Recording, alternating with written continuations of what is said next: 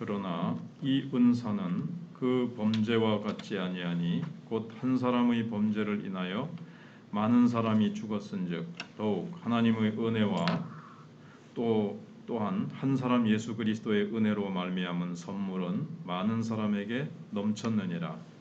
아멘. 어제 새벽에는 아담과 그리스도 사이의 이 유사점을 생각해 봤습니다. 네, 오늘 이 15절 말씀에서는 유사점만이 아니라 분명한 차이와 이제 대조가 있다는 겁니다. 이제 그 차이점을 이제 대조하고 있습니다. 범죄와 은사 이 두 가지를 사도 바울이 대조시키면서 결론은 범죄로 말미암아 참 비참하게 됐는데 예수 그리스도께서 주시는 은사는 범죄로 말미암은 비참한 결과를 이렇게 덮고도 남는다는 거죠. 은사는 범죄의 결과보다도 은사가 가져오는 결과는 훨씬 더 크고 흘러 넘친다. 이걸 이제 강조하고 싶은 겁니다. 우선 우리하고 아담하고의 관계는 육신적입니다. 자연적인 관계입니다. 그러나 예수님하고 우리와의 관계는 육신적인 관계가 아니라 영적인 관계입니다. 구약에서는 축복받은 사람이 어떻게 나타나는가 하면 그가 소유한 소, 양, 낙타의 수 이런 게 막 늘어나고 그 다음에 이삭이 농사를 지니까 100배가 얻었다. 이렇게 눈에 보이는 물질적인 복으로 나타납니다.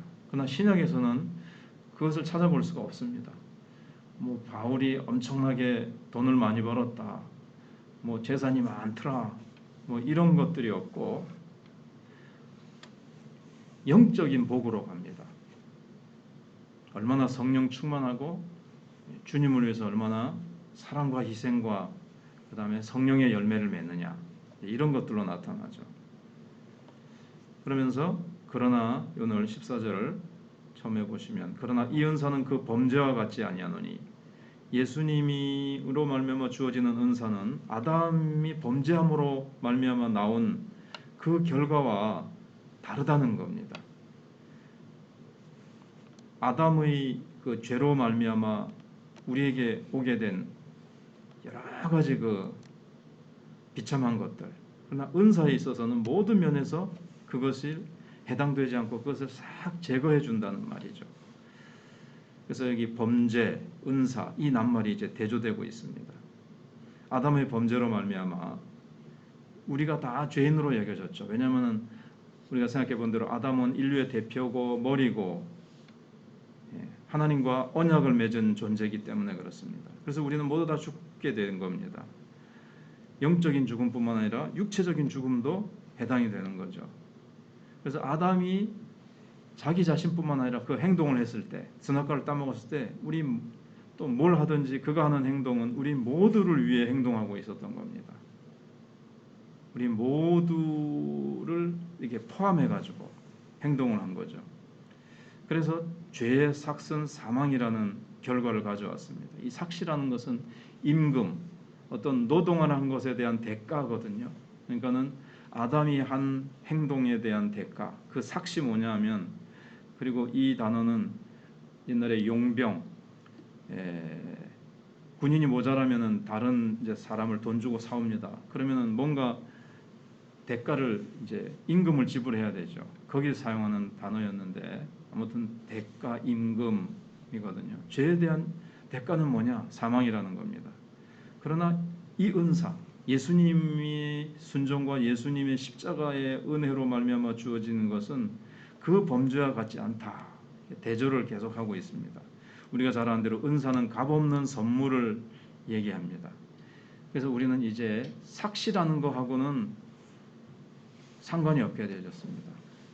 그러니까 인과법칙을 벗어나는 거죠. 죄에 대한 대가가 주어지는데 여기는 어떤 우리가 한 것에 대한 뭐 대가가 주어지는 것이 아니고 값없이 우리에게 주어지는 겁니다. 특별히 이제 여기 더욱이라는 단어가 또 쓰여지죠. 앞에서 9절, 10절에서 우리가 더욱 하나님과 화평케 되었고 더욱 그리스도로 말미암아 그리스도의 살으심으로 말미암아 우리가 또 우리도 살게 되었고 은혜를 누린다는 더욱이라는 단어를 막 썼는데 여기서 또 쓰고 있습니다. 더욱. 여기서 쓰는 더욱은 이제 어떤 의미인가? 이걸 이제 생각해 보면 아까 서론에서 말씀드린 것처럼 우리가 아담과 연관을 맺고 있기 때문에 필연적으로 우리가 죽는 결과를 가져왔습니다. 네가 반드시 죽으리라. 근데 사람인 아담의 행동도 반드시 우리가 죽게 되는 결과를 가져왔습니다. 어떻게 보면 하나님이 정하신 법칙은, 하나님이 맺으신 언약은 반드시 그게 실행이 됐고, 그렇게 언약은 맺었지만 나중에 막 없었던 걸로 하자 무야무야 되는 게 아니라 반드시 모든 인류에게 죽음이 왔습니다. 비참한 결과를 가져왔습니다.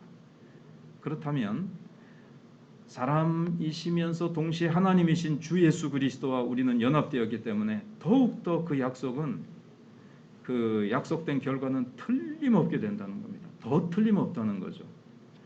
사람밖에 안 되는, 연약하고 사람밖에 안 되는 아담이 한 행동도 반드시 그 결과가 모든 인류에게 미쳤다면, 그 결과가 반드시 실행이 됐다면 예수 그리스도를 믿고 믿음으로 의롭게 된 우리에게 예수 그리스도로 말미암아 주어지는 그 은사, 그 축복은 더 분명하다는 거죠. 더 분명할 뿐만 아니라 더 풍성하게 우리에게 확실하게 주어진다는 것을 이제 말씀하고 있습니다. 그래서 여기 범죄와 은사, 그리고 사망과 생명이 계속 대조를 이루고 있습니다. 아담의 범죄로 말미암아 사망이 분명히 왔다. 그런데 예수 그리스도의 순종으로 말미암아 그러면은 생명은 더 분명히 우리에게 주어진다는 거죠. 사망의 능력이 있습니다. 그런데 생명은 더 능력이 있다는 겁니다. 그래서 사망을 이기고 사망을 삼켜버리는 거예요. 고린도전서 15장에 우리가 그 하관 예배 때, 장례식 때 많이 우리가 인용하는 그 말씀에서 아담이 사명을 가져왔지만 마지막 아담이신 예수 그리스도는 영생을 가져오셨다는 거죠. 사망이 확실하다면 생명은 더 확실하다는 겁니다. 그래서 이 더욱이라는 말을 통해서 사도 바울은 계속 하나님의 은혜는 아담의 범죄가 가져온 모든 결과보다도 훨씬 더 크고 그것을 다 소멸시켜버리고 그것을 다 이렇게 커버하고도 남는다. 이것을 이제 얘기하고 싶은 겁니다. 지금 공의의 법칙을 따라서 인간의 범죄가 이제 사망을 가져온 거잖아요. 근데 예수 그리스도로 말미암은 것은 사랑입니다. 사랑으로 말미암아 우리에게 생명을 주시게 된 겁니다. 물론 하나님은 공의와 사랑을 다 동시에 실행하시는 분이시지만 하나님은 사랑을 더 기뻐하세요. 그래서 더욱 공의로 말미암아 죽게 되어졌지만 사랑으로 말미암아 독생자를 주셔서 우리를 살리시고 우리에게 값없이, 받을 자격 없는 우리에게 값없는 영생과 온갖 하늘의 축복을 우리에게 주셨는데 하나님은 공의로 말미암아 다 죽게 하셨지만 하나님은 그건 공의를 따라서 그렇게 하셔야 되죠. 그러나 하나님은 사랑을 더 기뻐하셔서 예수님까지 보내주시면서 우리를 그 범죄의 삭신 사망에서 우리를 구원하실 뿐만 아니라 우리는 더 놀라운 하나님의 은혜와 축복을 우리에게 값없는 축복으로, 그래서 은사, 값없이 받았다는 겁니다. 값없이. 죄의 삭은 사망, 죄의 값은 사망. 그런데 이거는 값없이 주신다. 어떤 게 더 큽니까? 값없이 주시는 게, 이거는 값에 대한 원리, 공의에 대한 법칙보다도 이거는 훨씬 더 위의 수준이에요. 그래서 이게 더욱이라는 예가 된 겁니다. 사망은 아무것도 생산해내지 못합니다. 사망은 끝이에요. 죽으면 다 끝이지 않습니까? 그거는 열매를 맺는 것이 중단되었다는 것을 의미합니다. 그런데 하나님의 은혜는 그렇지 않습니다. 생명은 갈수록 넘치고 발전하고 번성하고 계속 증가합니다. 이게 생명의 본질입니다. 죄의 삭은 사망. 이거 그냥 죽고 끝이고 그거는 비참한 거죠. 오히려 생명을 파괴하고 생명의 능력을 없애는 건데, 그러니까 주셨던 그걸 하나님과의 교제를 끊어놓거나 생명은 우리로 하여금 번식하고 기하급수적으로 재생산되죠. 우리가 자연 법칙을 통해서도 보면 씨나 식물의 씨나 사람의 어떤 동물의 씨도 보면 조건이 딱 맞아지면 기하급수적으로 막 이렇게 흘러넘치죠. 이게 흘러넘치죠. 막. 그래서 이게 생명의 능력입니다. 바로 우리는 그 영역 속으로 들어왔다는 겁니다. 사망의 영역을 벗어나서 우리는 생명의 영역으로 들어와서 영적으로 우리는 흘러넘치고, 또 우리는 그리스도 안에서 성령의 열매와 하나님의 은혜의 열매를 이 생명 안에 머무를 때 더욱 넘치게 되었다. 그래서 하나님의 은혜는 훨씬 넘치게 되었다.